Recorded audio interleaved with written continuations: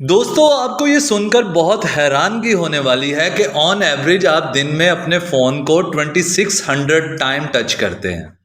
एक रिसर्च के मुताबिक हमारे हमसाया मुल्क की कोविड के बाद से एक आम इंडियन का स्क्रीन टाइम 7 घंटे रहा है।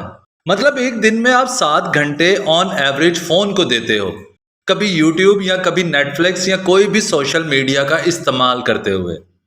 7 घंटे का इस्तेमाल ना सिर्फ आपकी जॉब, आपकी पढ़ाई, आपके डेली के मामलात पर असरअंदाज होता है, बल्कि ये आपके दिमाग को भी नुकसान पहुंचाता है। अक्सर औकात आप किसी से उसका मोबाइल लेते हैं तो वो रेस्टलेस हो जाता है, बल्कि कुछ लोग तो स्ट्रेस भी फील करते हैं। इसमें कोई डाउट नहीं कि मोबाइल एक एडिक्शन बन चुका है। दोस्तों, बिलीव इट और नॉट, पर सोशल मीडिया एडिक्शन को कंपेयर किया जाता है सिगरेट, ड्रग्स एंड गैम्बलिंग के एडिक्शन से। भले ये दो अलग अलग चीजें हैं, पर बॉडी के अंदर एडिक्शन का पैटर्न जो फॉलो होता है उसको हम डोपामिन कहते हैं। डोपामिन एक न्यूरोट्रांसमीटर है जो हमारे ब्रेन में बनता है। किसी भी न्यूरोट्रांसमीटर का काम होता है आपके दिमाग में मैसेज को एक जगह से दूसरी जगह पर लेके जाना। ऑक्सीटॉक्सिन जो होता है वो आपका लव हार्मोन कहलाता है, जो रिलेशनशिप में बॉन्डिंग्स के काम आता है। सेरोटोनिन जो होता है वो आपके मूड को स्टेबल रखता है। इस तरह डोपामिन भी अपने टास्क परफॉर्म करता है। काफी अरसे तक साइंटिस्ट को लगता था कि डोपामिन एक प्लेजरेबल केमिकल है। जब भी आप खुश होते हैं तो उसके पीछे डोपामिन रिसीवेबल होता है। बट लेटेस्ट रिसर्च का मानना है कि जो खुशी हमें मिलती है वो एक्चुअली डोपामिन की वजह से नहीं, बल्कि एंडोर्फिन की वजह से मिलती है, जो हैप्पीनेस बूस्टर का काम करते हैं और पेन रिलीवर भी होते हैं। डोपामिन का एक्चुअली मोटिवेशन और रिवार्ड से लेना देना है। जब हमारे दिमाग को लगता है कि कोई ऐसी एक्टिविटी होने वाली है जिससे हमारे दिमाग को खुशी मिलने वाली है, उस इंतज़ार की एक्साइटमेंट और उसकी एंटिसिपेशन हमारे डोपामिन की मिकदार को बढ़ा देती है। चले इसकी एक और मिसाल ले लेते हैं कि आपने कभी कोई फूड ऑर्डर किया हो और उसके इंतज़ार में उसका टेस्ट सोच के आपके मुंह में पानी आ जाता है। उस वक्त में आप में डोपामिन की मिकदार बढ़ जाती है और आपको एक्साइटमेंट फील हो रही होती है उस फूड को खाने की। इस सिचुएशन में बेसिकली कुछ भी गलत नहीं है। एक आम इंसान की हेल्दी बॉडी ऐसे ही काम करती है। डोपामिन बेसिकली बहुत अहम किरदार अदा करता है आपकी मोटिवेशन, आपकी मेमोरी और आपकी लर्निंग में। डोपामिन का एक ऑप्टिमम लेवल रहना बहुत अच्छा होता है आपकी बॉडी के लिए, लेकिन ये ना तो ये ज़्यादा हाई होनी चाहिए और ना ही ज़्यादा लो होनी चाहिए। प्रॉब्लम तब आती है जब आपको रिवॉर्ड या वो प्लेजर मिल जाती है, आपका ब्रेन डोपामिन ट्रांसमिशन को आपकी बेस लाइन से भी कम कर देता है। और जब सेम चीज़ का एक्सपोजर आपको बार बार मिलता है तो इससे आपके दिमाग में chronic dopamine deficit state create हो जाती है। जब डोपामिन लो लेवल तक मुस्तकिल रहता है तो आपको सेम लेवल की प्लेजर नहीं मिलती, और खुशी या उस लेवल को पाने के लिए आपको स्टिमुलो चाहिए। इसको और आसान कर लेते हैं। सपोज करें आप पूरा वीक अपनी पसंद की कोई भी चीज़ खाते हैं, पर 7वें दिन आपको उस खाने में वो एक्साइटमेंट नहीं होगी जो आपको पहले दिन खाने में थी।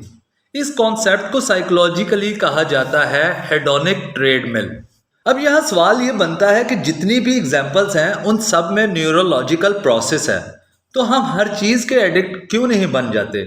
CSS क्लियर कर पाने से पैसे कमाने के एडिक्शन क्यों नहीं बन जाते?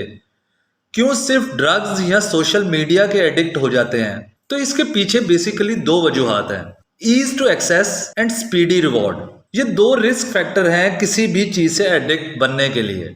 मिसाल के तौर पे चॉकलेट आपको इजी टू एक्सेस है और रिवॉर्ड उसका टेस्ट है, तो आप शुगर एडिक्ट बन जाते हैं। पर पैसा कमाने या कोई भी मुकाबले के इम्तिहान के आप इसलिए एडिक्ट नहीं बन पाते, एक तो ये मेहनत दरकार काम है, it means easy to access नहीं है, और रिवॉर्ड भी इतना क्विकली नहीं है, सो आपको टाइम और मेहनत करना पड़ती है। अब इन्हीं चीज़ों को सोशल मीडिया के पर्सपेक्टिव से देखते हैं। सोशल मीडिया और आपका फ़ोन बहुत ही इजी टू एक्सेस है। फेसबुक हो या ट्विटर हो या इंस्टा, आप एक टैब से उसको एक्सेस कर लेते हैं। और दूसरी चीज़ होती है आपका स्पीडी रिवॉर्ड, और वो स्पीडी रिवॉर्ड भी आपको मिलने लग जाता है लाइक्स या कमेंट की सूरत में। ये तो हो गया फेसबुक या इंस्टा, पर आप यही कोई वीडियो चैनल के ऊपर वीडियोस देख रहे हो तो उससे जो आपको एंटरटेनमेंट या प्लेजर मिल रही होती है, ये एक अलग रिवॉर्ड है। जितने भी सोशल मीडिया कंपनी है उन्होंने बहुत ज़्यादा डिटेल स्टडी की कि किन चीज़ों से लोग ज़्यादा अट्रैक्ट होते हैं, साइकोलॉजिकली किन चीज़ों से एडिक्ट बनते हैं। Highly paid attention engineers hire किए जाते हैं और उनका सिर्फ यही काम होता है कि मैक्सिमम फीचर्स ऐसे बनाए जाए जिससे लोग ज़्यादा से ज़्यादा अट्रैक्ट हो। सोशल मीडिया किस तरह आपके लिए नुकसानदेह है, आए इसको भी डिस्कस करते हैं। इसका पहला नुकसान जो आपको लग रहा होगा वो होगा वेस्टेज ऑफ टाइम। ये तो एक सरफेस लेवल वजह है इसके इस्तेमाल की। इसके इस्तेमाल से रेडिकलाइजेशन बढ़ता है। एल्गोरिदम भी अगर आपको आपकी पसंद की ही चीजें दिखाएगा तो आपके पॉलिटिकल व्यूज भी आपको वन साइडेड कर देंगे। दोस्तों, अब सवाल ये है कि इस एडिक्शन को कैसे रोका जाए। इस सवाल का जवाब भी उन्हीं दो फैक्टर्स में छुपा हुआ है। नंबर 1 ईज ऑफ एक्सेस और नंबर 2 स्पीडी रिवॉर्ड्स। अगर आप किसी भी एडिक्शन को रोकना चाहते हैं तो आपको ईज ऑफ एक्सेस और स्पीडी रिवॉर्ड को कम करना होगा।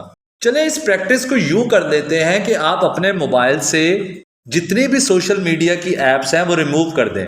बल्कि आप अपना अकाउंट रिमूव मत करें, सिर्फ एप्स रिमूव कर दें और उनको एक्सेस के लिए अपने लैपटॉप या कंप्यूटर का इस्तेमाल करें। इससे आपकी ईज ऑफ एक्सेस कम हो जाएगी। या एटलीस्ट और कुछ नहीं कर सकते तो अपनी नोटिफिकेशन ऑफ कर दें। इससे आपको स्पीडी रिवॉर्ड कम मिलेगा, जो नोटिफिकेशन की सेंस में आपको बार बार बुलाता है अपने सोशल मीडिया चैनल्स की तरफ।